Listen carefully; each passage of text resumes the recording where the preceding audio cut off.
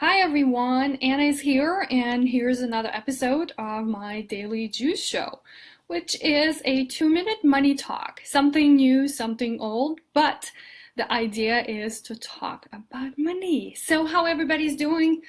I am busy as I don't know what, but I thought I'd pop in and just chat with you for a few.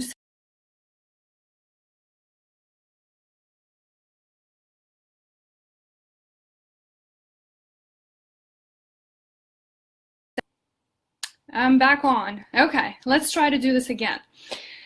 Today's topic is jumpstart your savings. This is one of the questions, amongst other ones, that I get lots from my clients, right? We know that we should be saving, and that's one of the things that is part of everybody's plan. But as things work in life, and life gets in the way, and there's lots of reasons why many of us can't get that accomplished. There's debts to pay off.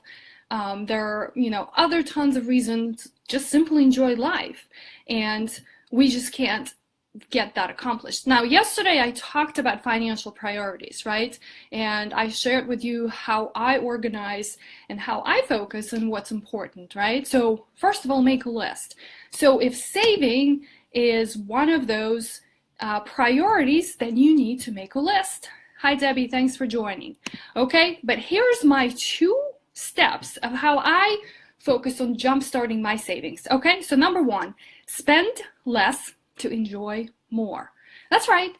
You don't always have to show off, because life could be just as much enjoyable without necessarily having to spend a whole lot of money, right? So let me give you an example. It's a simple one, it's a silly one, but I think it will bring the point. So do you have to go to a Starbucks or Phil's or Peet's Coffee every morning and get that latte? Maybe you don't. Maybe that's something that you do. Maybe that's not the area where you need to figure out, spend less kind of a category. But if you can make that coffee at home, right, would that be just as much enjoyable? I think it would.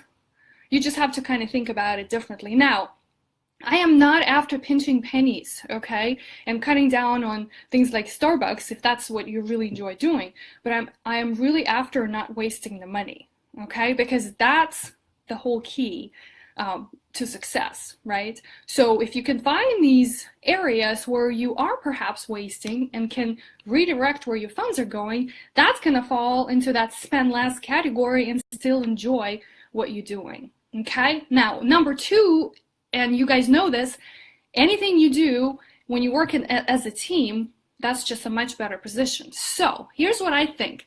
If you have a significant other, right, and you want them to get on the same page with you about jump-starting your savings, why don't you have a discussion with them? I know sometimes significant others may not be on the same page or wavelength with you, but that's okay. It's still worth having a discussion and then figuring out what each of you can do to sacrifice for this particular goal, right? So maybe one of you can give up the subscription to the cable, right? Maybe that's something that you don't need to have anymore, or the other one does not go to Starbucks as often. It doesn't really matter. The idea is that the 2 people or 3 people, if that's how many are there, are on the same page. Now, if you don't have a significant other, that's fine.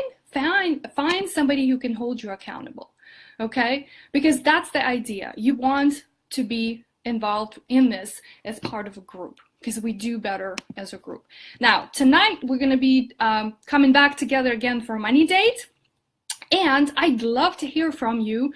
What are you doing to jumpstart your savings, okay? Because again, that's something that each of us can do and refocus almost on a daily basis. So that's it for today, and until next time, I want you to remember that it's your money, it's your future wealth, just one sip at a time.